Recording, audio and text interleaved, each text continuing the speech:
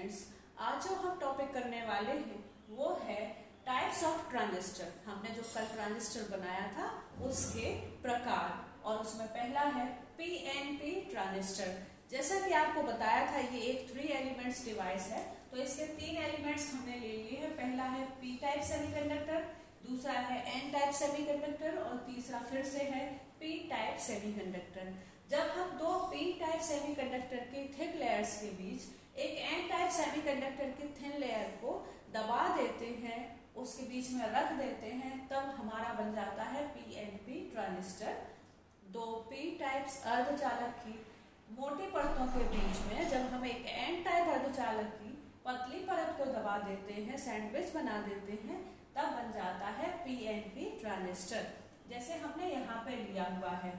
और आपको ये भी बताया था कि ट्रांजिस्टर एक पीएन जंक्शन फॉरवर्ड बायस्ड और एक पीएन जंक्शन रिवर्स बायस्ड को जोड़कर बनाया जाता है, जिससे हम रेजिस्टेंस को ट्रांसफर कर सकें, यूनिफॉर्म कर सकें, जिससे पूरे अरेंजमेंट में एक ही धारा प्रवाहित हो। तो वही हमने यहाँ पर किया है। हमने एक पी टाइप मोटी परत ली है, दूसरी पी टाइप मोटी परत ली है और बीच में एक एन टाइप पतली परत को दबा दिया है। हमने दो बैटरी ले ली है। जब हम पी टाइप को बैटरी के पॉजिटिव टर्मिनल से और एन टाइप को बैटरी के नेगेटिव टर्मिनल से जोड़ते हैं, तब ये हो जाता है पीएन जंक्शन फॉरवर्ड बायस्ड। अगर अभिनति हो जाती है पीएन जंक्शन की, आपको ऐसा पहले बताया गया है। और जब एन टाइप को बैटरी के पॉजिटिव टर्मिनल से पी टाइप को बैटरी के नेगेटिव टर्मिनल से जोड़ देते हैं, तब ये बन जाता है पीएन जंक्शन रिवर्स बायस्ड। ये उत्क्रम अभिनति हो जाती है पीएन संधि की। जब पी टाइप और एन टाइप अर्धचालक बताए गए थे, तब आपको ये भी बताया था कि जो पी टाइप है उसमें मेजॉरिटी चार्ज कैरियर्स होते हैं होल्स ही होते हैं, बहुसंख्यक आवेशवाहक जो धारा के प्रवाह के लिए रेस्पॉन्सिबल होते हैं। और एन टाइप में मेजॉरिटी चार्ज कैरियर्स होते हैं इलेक्ट्रॉन्स, और इलेक्ट्रॉन्स एन टाइप में धारा के प्रवाह के रेस्पॉन्सिबल होते हैं। तो हमने ये 3 एलिमेंट्स ले लिए हैं। ये पहला पी टाइप है जिसको हम कहते हैं एमीटर उत्सर्जक, ये दूसरा एन टाइप है जिसको हम कहते हैं बेस, जो एमीटर और कलेक्टर को जोड़ने के लिए यहाँ पे लगाया गया है, और जो दूसरा है पी टाइप सेमीकंडक्टर उसको हम कह देते हैं कलेक्टर, संग्राहक कह देते हैं। तो पी टाइप सेमीकंडक्टर में क्या होते हैं, मेजॉरिटी चार्ज कैरियर्स होल्स होते हैं। तो एमीटर से क्या उत्सर्जित हुए, 100% होल्स। उत्सर्जक से क्या उत्सर्जित हुए, 100% होल्स। क्योंकि हमने एन टाइप की पतली परत ली है, तो पतली परत लेने की वजह से इसमें मेजॉरिटी चार्ज कैरियर्स इलेक्ट्रॉन्स कम होते हैं, इसीलिए कुछ होल्स जो आगे जाकर एन टाइप में बेस में जाकर कुछ इलेक्ट्रॉन के साथ न्यूट्रल हो जाते हैं, उदासीन हो जाते हैं, क्योंकि होल्स होते हैं पॉजिटिवली चार्ज और इलेक्ट्रॉन होते हैं नेगेटिवली चार्ज। तो ये दोनों एक दूसरे को क्या कर देते हैं, डिफ्यूज कर देते हैं। तो 2% होल्स एन टाइप में बेस में जाकर डिफ्यूज हो जाते हैं, और बाकी 98% कहाँ पहुंच जाते हैं, कलेक्टर में पहुंच जाते हैं, संग्राहक में पहुंच जाते हैं। तो हमें कलेक्टर पर जो आउटपुट मिल जाता है वो कितना मिल जाता है, 98%। आई को कहते हैं उत्सर्जक धारा, एमीटर करंट को आई से रिप्रेजेंट करते हैं। आई बी को कहते हैं बेस धारा, बेस करंट को किससे रिप्रेजेंट करते हैं, आई बी से, और ये है आई सी का मतलब है संग्राहक धारा, कलेक्टर करंट को आई सी से रिप्रेजेंट किया जाता है।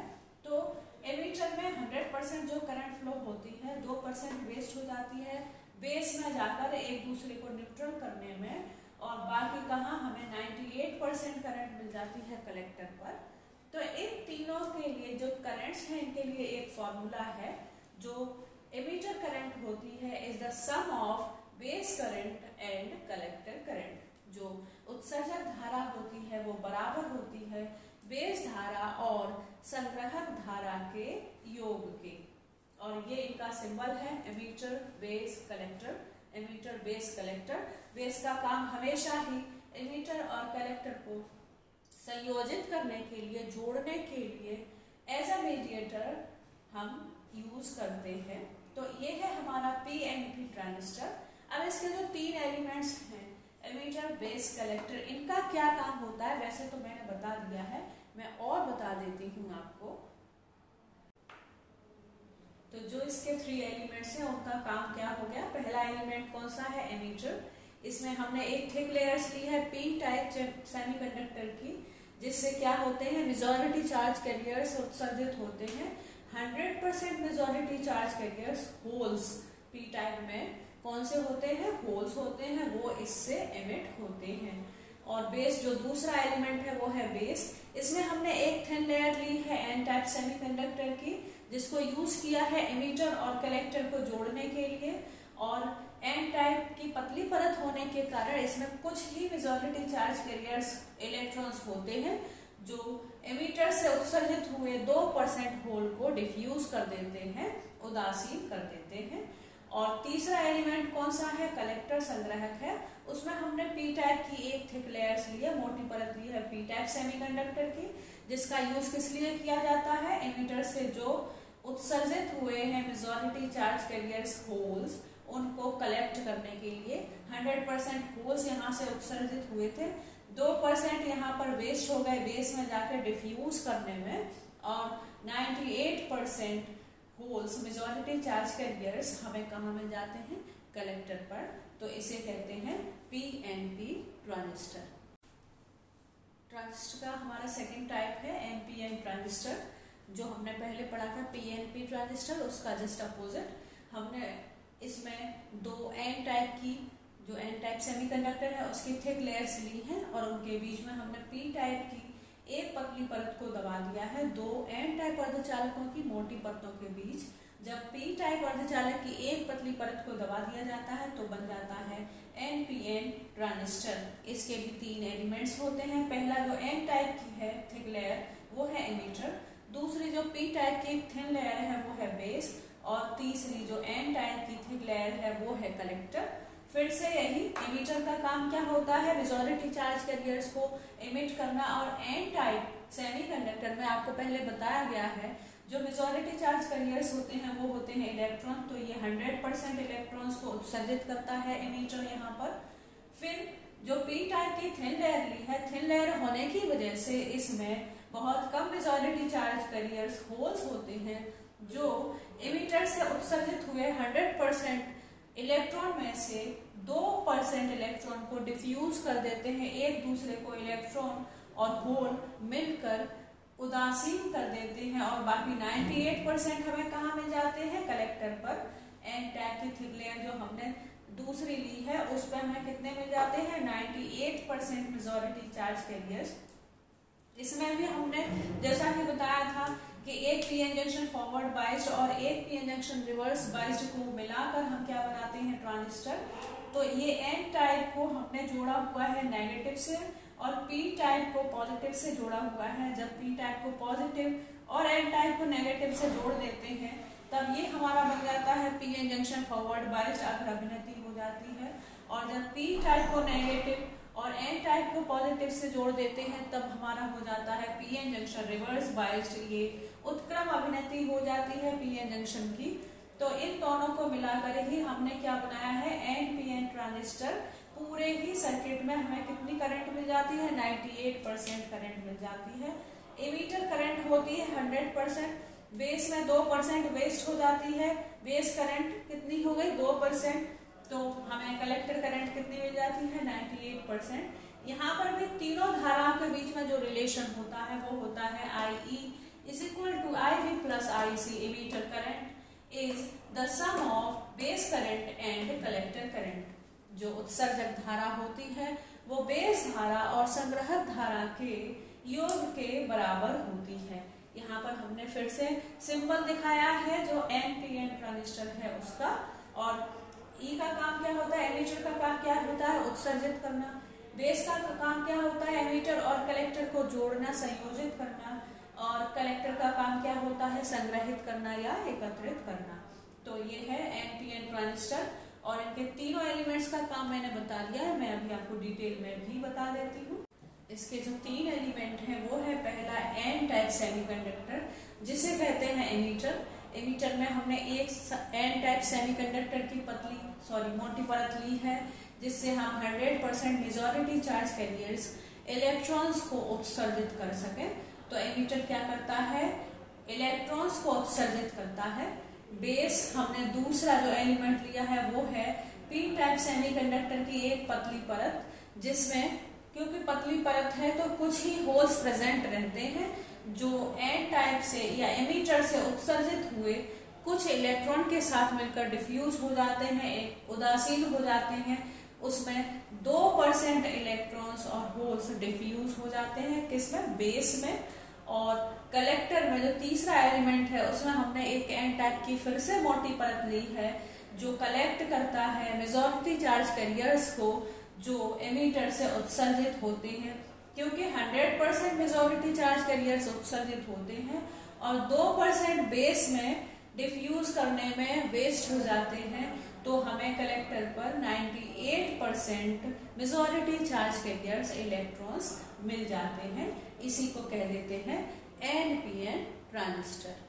हमारा नेक्स्ट टॉपिक है करंट गेन, धारा लाभ। हमने 2 ट्रांजिस्टर पढ़े, एनपीएन और पीएनपी ट्रांजिस्टर, और उसमें हमें करंट गेन कितना होता है या धारा का लाभ कितना होता है। उसके लिए पहले हम करेंगे पीएनपी ट्रांजिस्टर में current gain in PNP transistor, कितना धारा लाभ होता है। ये जो पीएनपी ट्रांजिस्टर है इसको हम कॉमन बेस ट्रांजिस्टर भी कहते हैं। पीएनपी ट्रांजिस्टर को और क्या कह देते हैं, कॉमन बेस ट्रांजिस्टर कह देते हैं। और इसमें धारा का लाभ है, रेशियो होता है, ये है कलेक्टर करंट और ये है एमीटर करंट। इन दोनों के रेशियो को ही हम क्या कह देते हैं, current gain in PNP transistor, और इसे रिप्रेजेंट करते हैं अल्फा से। ये है संग्रहक धारा और उत्सर्जक धारा के अनुपात को हम कहते हैं धारा लाभ, और इसको रिप्रेजेंट करते हैं अल्फा से। और आपको पहले ही बताया है कि जो उत्सर्जक धारा होती है वो बराबर होती है बेस धारा के और संग्रहक धारा के योग के। दूसरा है जो हमने एनपीएन ट्रांजिस्टर पढ़ा था, उसमें धारा लाभ, current gain in NPN transistor. ये जो ट्रांजिस्टर है इसको हम कॉमन एमीटर ट्रांजिस्टर भी कहते हैं। इसको क्या कह देते हैं, कॉमन बेस, और एनपीएन को क्या कह देते हैं, कॉमन एमीटर ट्रांजिस्टर। और इसमें जो करंट होती है वो होती है the ratio of collector current and base current. संग्रहक धारा और बेस धारा को, आधार धारा के अनुपात को हम क्या कह देते हैं, धारा लाभ, किसमें, एनपीएन ट्रांजिस्टर में। और इसको किससे रिप्रेजेंट करते हैं, बीटा से। पीएनपी ट्रांजिस्टर में जो करंट गेन होती है, धारा लाभ होती है, उसको कहते हैं अल्फा, और जो एनपीएन में होता है उसको कहते हैं बीटा। अल्फा बराबर होता है IC अपॉन IE और बीटा बराबर होता है IC अपॉन IB। और इसमें भी आपको पहले बताया गया कि जो उत्सर्जक धारा होती है वो योग के बराबर होती है बेस धारा और संग्रहक धारा की। तो इस तरह से हम धारा लाभ पीएनपी और धारा लाभ एनपीएन में निकाल सकते हैं। अब नेक्स्ट टॉपिक है relation between alpha and beta. हमने जो करंट गेन पढ़ा पीएनपी में उसको अल्फा से रिप्रेजेंट करते हैं और एनपीएन में धारा लाभ को बीटा से रिप्रेजेंट करते हैं। तो इन दोनों में क्या रिलेशन होता है उसके बारे में पढ़ेंगे। बीटा, अभी आपको फॉर्मूला बताया गया, जो बीटा होता है current gain in NPN transistor, NPN में धारा लाभ जिसको हम बीटा से रिप्रेजेंट करते हैं, ये होता है IC अपॉन IB। आपको बताया गया IE बराबर होता है IB प्लस IC। यहाँ से अगर हम IB निकालते हैं तो ये हो जाता है IE माइनस IC। इसको हम यहाँ रख देंगे IB की जगह, तो बीटा बराबर हो जाएगा IC upon IE minus IC। ये है इक्वेशन फर्स्ट। अब हम इक्वेशन फर्स्ट को डिवाइड करेंगे बाय IE। हम इक्वेशन फर्स्ट में किसका भाग देंगे, IE का भाग देंगे, तब बीटा बराबर किसके हो जाएगा, IC upon IE upon IE upon IE minus IC upon IE। और अल्फा बराबर होता है IC अपॉन IE। जो धारा लाभ होता है PNP में वो होता है IC अपॉन IE। तो हमने जो यहाँ पर भाग दिया है हम इसको कैंसिल भी कर सकते हैं, आप जानते ही होंगे जैसा था वैसे ही आ जाएगा। तो इसकी जगह IC अपॉन IE की जगह हम क्या रख सकते हैं, अल्फा। तो बीटा बराबर क्या हो जाएगा, अल्फा अपॉन, ये दोनों एक दूसरे से वन टाइम कैंसिल हो जाएंगे और ये फिर से अल्फा हो जाएगा। तो ये इन दोनों में रिलेशन होता है, बीटा बराबर होता है अल्फा अपॉन 1 माइनस अल्फा। ये बीटा है धारा लाभ NPN ट्रांजिस्टर में करंट गेन और अल्फा है धारा लाभ PNP ट्रांजिस्टर में करंट गेन। हमारा नेक्स्ट टॉपिक है लाइट एमिटिंग डायोड। जो यूजेस हैं उसमें ही हम, ये हमारा तीसरा यूज है। पहला कौन सा था, एज अ रेक्टिफायर, दूसरा कौन सा था, एज अ ट्रांजिस्टर, और ये तीसरा कौन सा है, लाइट एमिटिंग डायोड। जब हम पीएन जंक्शन को यूज करते हैं लाइट को एमिट करने के लिए, प्रकाश उत्सर्जित करने के लिए, तब हम उसको क्या कह देते हैं, लाइट एमिटिंग डायोड। और पीएन जंक्शन दो प्रकार के होते हैं ऐसा आपको पता है, एक होता है फॉरवर्ड बाइस्ड और दूसरा होता है रिवर्स बाइस्ड। तो जो पीएन जंक्शन फॉरवर्ड बाइस्ड होता है उसको ही, जो अग्र अभिनति होती है पीएन जंक्शन की, उसको ही हम क्या कह देते हैं, लाइट एमिटिंग डायोड। जब पीएन संधि का उपयोग हम प्रकाश को उत्सर्जित करने के लिए करते हैं, लाइट को इमिट करने के लिए करते हैं, तब हम उसको कह देते हैं लाइट एमिटिंग डायोड और शॉर्ट में कह देते हैं LED, लेड कह देते हैं। और आपको पता ही है हमारे दो तरह के होते हैं एनर्जी बैंड, एक होता है चालन बैंड, कंडक्शन बैंड, और दूसरा होता है वैलेंसी बैंड, संयोजी बैंड। और आपको यह भी बताया कि इनिशियली इलेक्ट्रॉन्स कहाँ रहते हैं, संयोजी बैंड में रहते हैं। इनके पास कितनी ऊष्मा होती है या कितनी ऊर्जा होती है, इस बैंड के बराबर, तभी ये इस बैंड में रह पाते हैं। और बाहरी कक्षा के इलेक्ट्रॉन या बाहरी कक्षा को ही हम क्या कह देते हैं, संयोजी इलेक्ट्रॉन और संयोजी कक्षा या वैलेंसी बैंड। जब, और आपको पहले से ही बताया कि जो कंडक्शन बैंड है वो हायर एनर्जी लेवल है। ये कौन सा है, हायर एनर्जी लेवल। ये कौन सा है, लोअर एनर्जी लेवल। जब आप निम्न ऊर्जा स्तर से उच्च ऊर्जा स्तर में इलेक्ट्रॉन को भेजना चाहते हैं, तब आपको पहले बताया गया कि आपको इन्हें ऊर्जा देनी होती है, एक्स्ट्रा एनर्जी देनी होती है। किसके रूप में, टेम्परेचर या हीट के रूप में। तो मान लेते हैं कि आपने इस इलेक्ट्रॉन को, ये जो वैलेंसी इलेक्ट्रॉन है, संयोजी इलेक्ट्रॉन, इसको इतनी ऊर्जा दी टेम्परेचर के रूप में कि ये एक्साइटेड हो गया, इसने अपना कोवेलेंट बॉन्ड तोड़ दिया, सह संयोजी बंध तोड़ दिया, और ये कहाँ आ गया है, बंध तोड़कर फ्री होकर कहाँ आ गया है, कंडक्शन बैंड में। तो आपको ये भी बताया गया कि जब कोई इलेक्ट्रॉन वैलेंसी बैंड से फ्री होकर कंडक्शन बैंड में रह जाता है, तब वैलेंसी बैंड में उसके जो रिक्त स्थान है उसको कह देते हैं होल। तो जब ये इलेक्ट्रॉन कंडक्शन बैंड उच्च ऊर्जा स्तर में चला जाएगा, तब निम्न ऊर्जा स्तर वैलेंसी बैंड में इसकी जगह क्या रह जाएगा, होल। और क्योंकि इसने कोवेलेंट बॉन्ड तोड़ दिया है तो इसको क्या कहेंगे, फ्री इलेक्ट्रॉन, क्योंकि ये फ्री होकर कहां पर आ गया है, उच्च ऊर्जा स्तर, higher energy level, conduction band में आ गया है।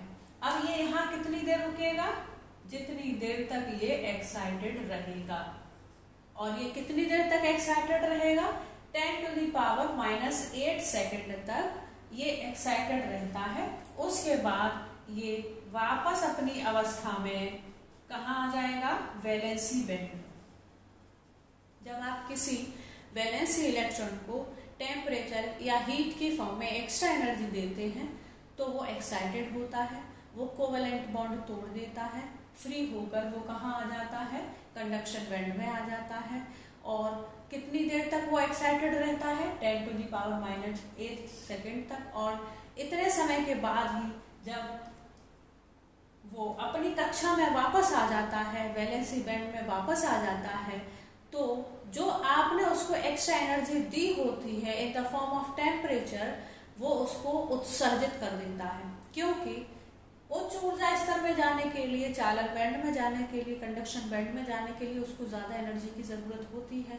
लेकिन वैलेंसी बैंड कैसा है, लोअर एनर्जी लेवल, इस बैंड में रहने के लिए उसको उतनी ऊर्जा की आवश्यकता नहीं है, इसीलिए जो एक्स्ट्रा एनर्जी आप इसको देते हैं वो उसे उत्सर्जित कर देता है और जितनी एनर्जी इसके पास पहले थी उतनी ही एनर्जी लेकर कहाँ जाता है, वैलेंसी बैंड में। और जो एक्स्ट्रा एनर्जी आपने दी थी वो इसको उत्सर्जित करता है in the form of light, in the form of heat.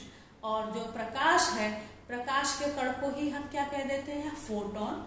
तो ये फोटोन को उत्सर्जित कर देता है और फोटोन की जो ऊर्जा होती है वो होती है एनर्जी गैप के बराबर ही, क्योंकि एनर्जी गैप के बराबर ही आपने इसको ऊर्जा दी थी पहले, तभी ये इस गैप को क्रॉस करके कहाँ आ गया था, कंडक्शन बैंड में आ गया था।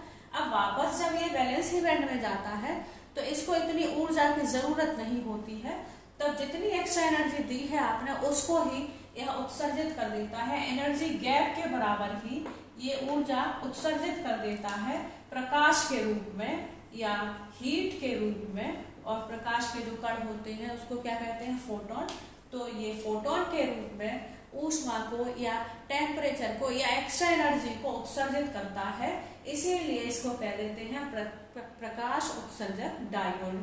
और यहाँ पर एनर्जी गैप किसके बराबर होता है, पहले बताया गया है, energy of conduction band minus energy of valency band. चालक बैंड की और संयोजी बैंड की ऊर्जा में जो अंतर होता है उसको ही एनर्जी गैप कहते हैं और ये होता है एच न्यू, जो कि प्रकाश की ऊर्जा होती है। एच का मतलब है प्लैंक्स कांस्टेंट, प्लैंक नियतांक, और न्यू का मतलब है फ्रीक्वेंसी ऑफ लाइट, प्रकाश की आवृत्ति। तो ये जो आपने एक्स्ट्रा एनर्जी दी है उसको उत्सर्जित करके वापस कहाँ आ जाता है, वैलेंसी बैंड में 10⁻⁻8 सेकेंड के बाद ही कहाँ आ जाता है, वैलेंसी बैंड में। तो पीएन जंक्शन जो फॉरवर्ड बाइस्ड होता है उसको ही हम क्या कह देते हैं, प्रकाश उत्सर्जक डायोड, लाइट इमिटिंग डायोड।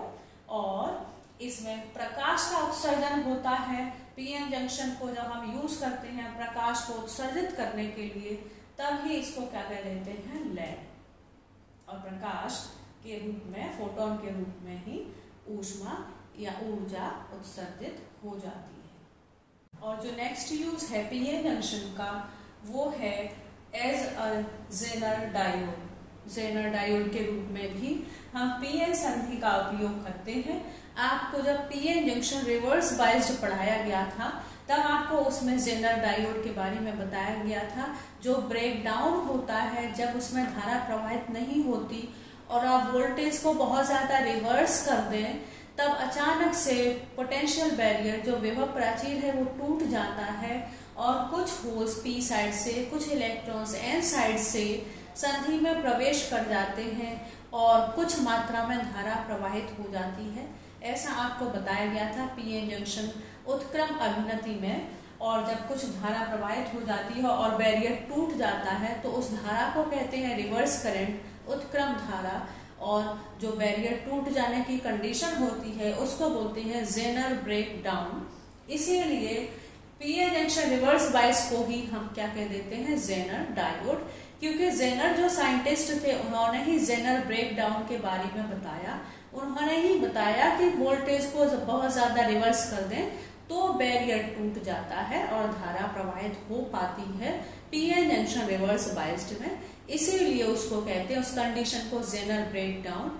जिस वोल्टेज पे बैरियर टूट जाता है उसको कहते हैं जेनर वोल्टेज, क्या कह देते हैं, रिवर्स वोल्टेज या जेनर वोल्टेज, उत्क्रम वोल्टेज या भंजक वोल्टेज कह देते हैं उसको। और जेनर डायोड क्या है, पीएन जंक्शन रिवर्स बाइस्ड को ही जेनर डायोड कहते हैं और इसको यूज करते हैं एज अ रेगुलेटर। जो वोल्टेज रेगुलेटर आते हैं उसमें हम किसका यूज करते हैं, जेनर डायोड का। तो अब ये चैप्टर आपका यहाँ पर कंप्लीट हो जाता है। इसकी प्रैक्टिस आप जरूर करेंगे ऐसा मुझे लगता है। और आपको पता है कि आपके एग्जाम आ रहे हैं तो आप तैयारी भी करना अपनी स्टार्ट कर दीजिए और कोई प्रॉब्लम होने पर मुझसे क्वेरी करिए। Thank you.